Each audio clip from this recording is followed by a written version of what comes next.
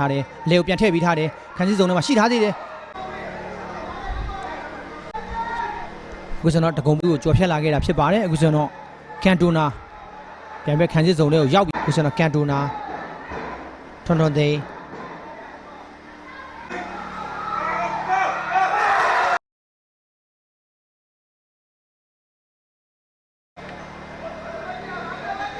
ခံမှုကြိုးစားတဲ့နေရာမှာ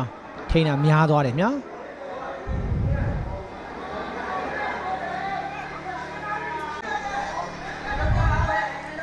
ခုစတော့ကန်တိုနာ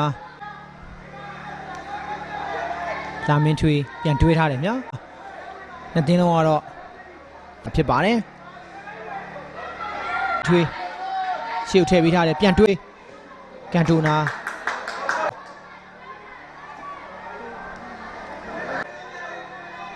ကန်တိုနာခုစတော့ကန်တိုနာ